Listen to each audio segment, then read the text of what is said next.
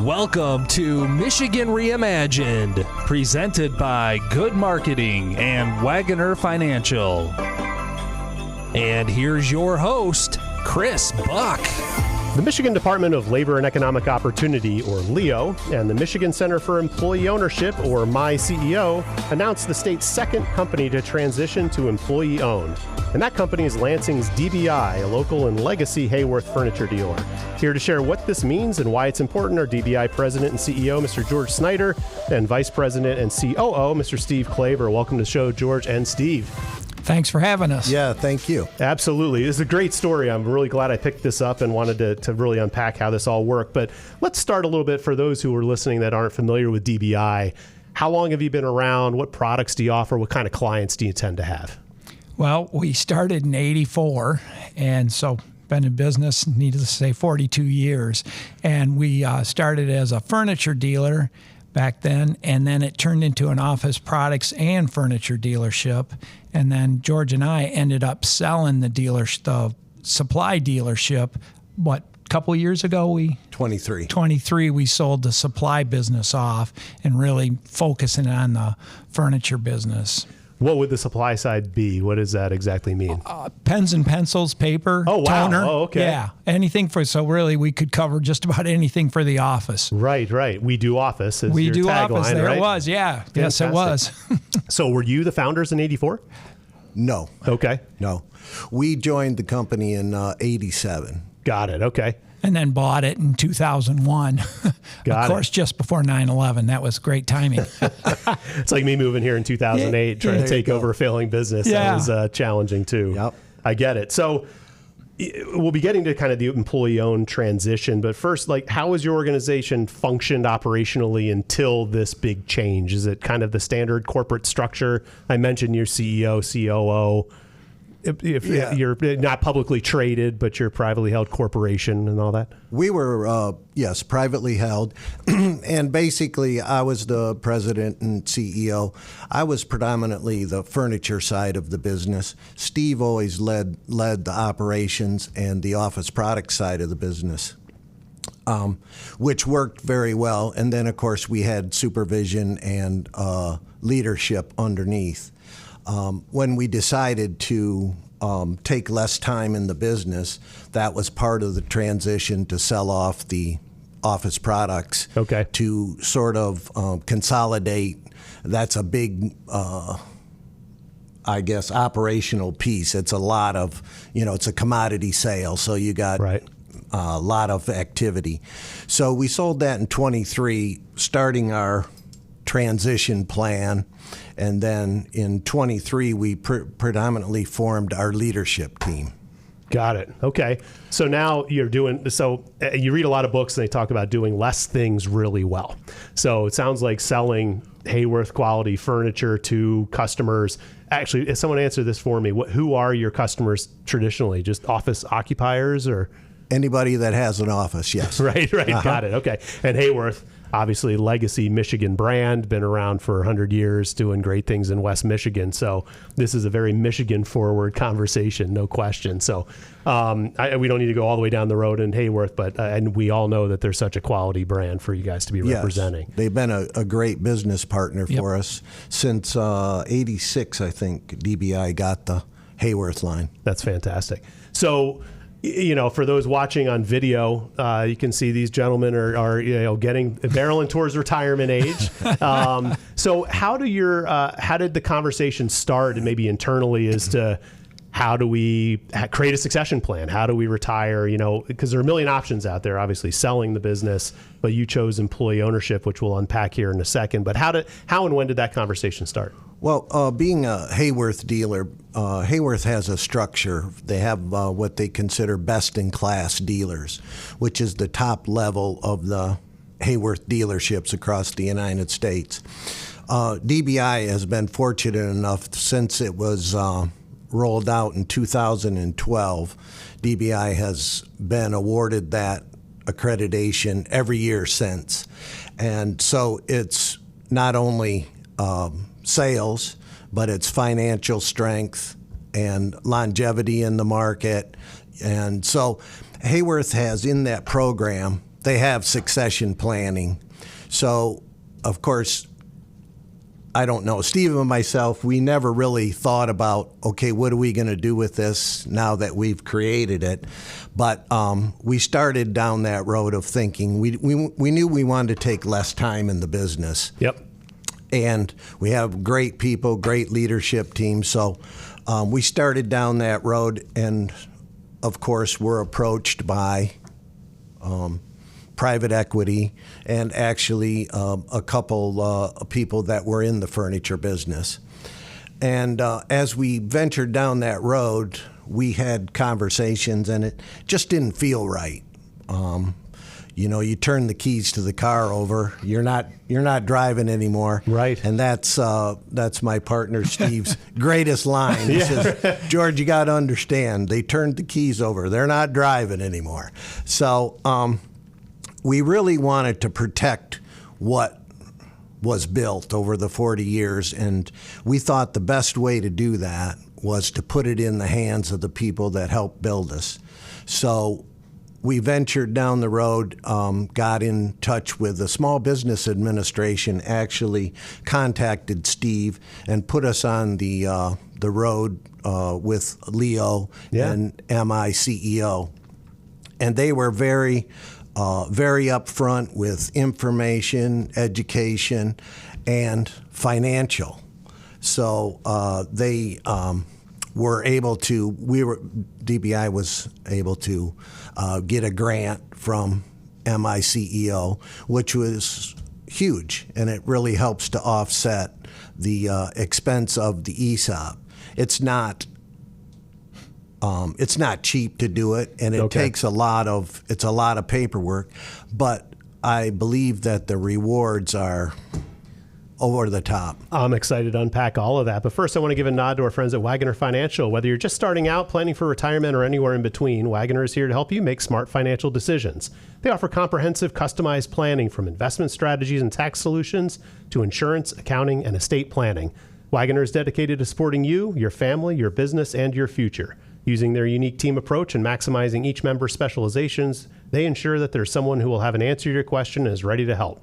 Schedule a consultation by visiting wagoner-financial.com or give them a call at 517-853-3367. So you mentioned ESOPs. So that's Employee Stock Ownership Plan.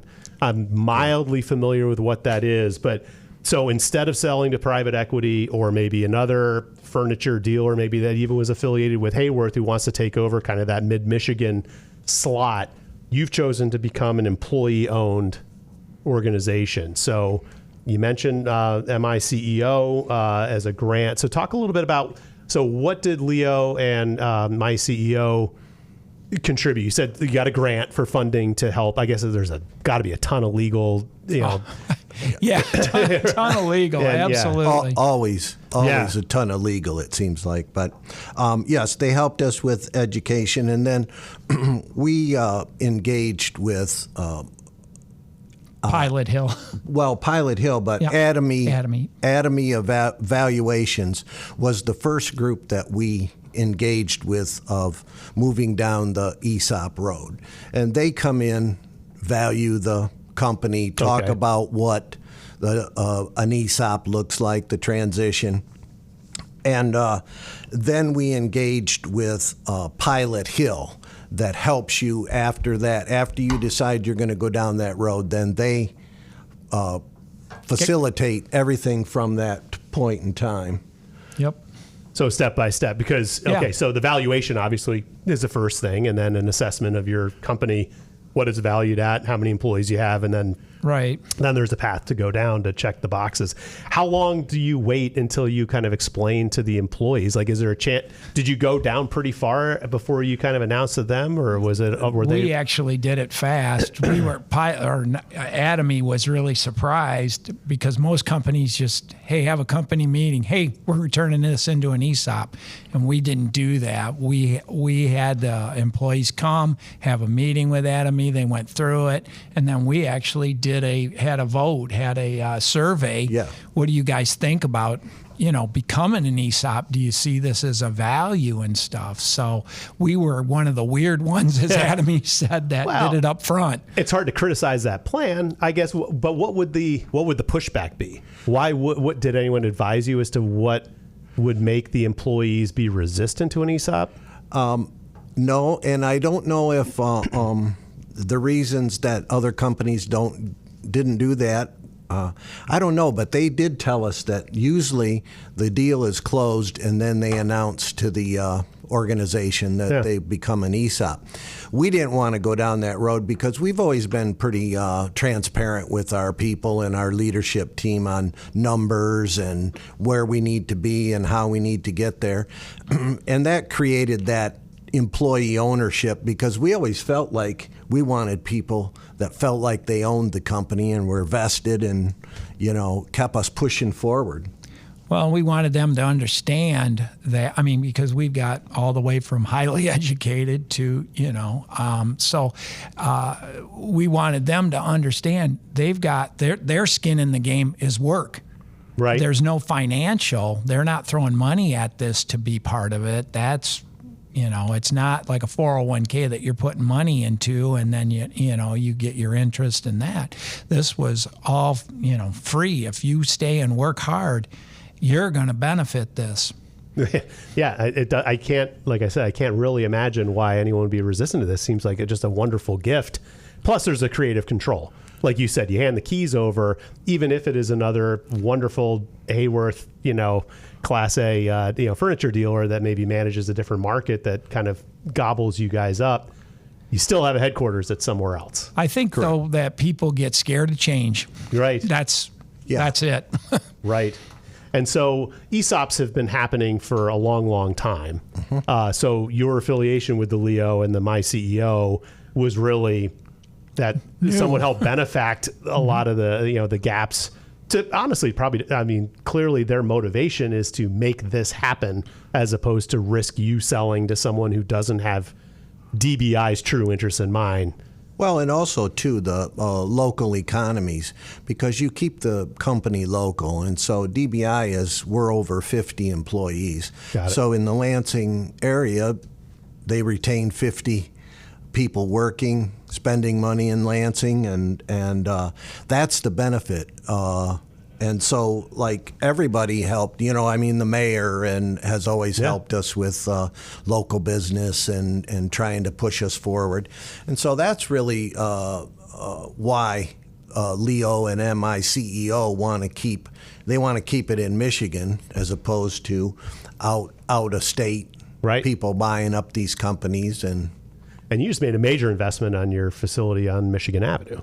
Correct. And I went to your ribbon cutting or grand opening event. Grand reopening. Grand reopening. Yeah. But it's a beautiful facility. Yeah. Granted, you're in the office furniture market, and so, but you want to go see a state of the art type of an office facility, go just walk through the front doors of DBI, and it's a showroom and a functional office space, which is really very welcoming and impressive to see. And we love being on Michigan Avenue. Along the corridor. We always thought that was hugely important because, we're doing interior design and architectural interiors for customers, and it's hard to sell off of pictures, drawings.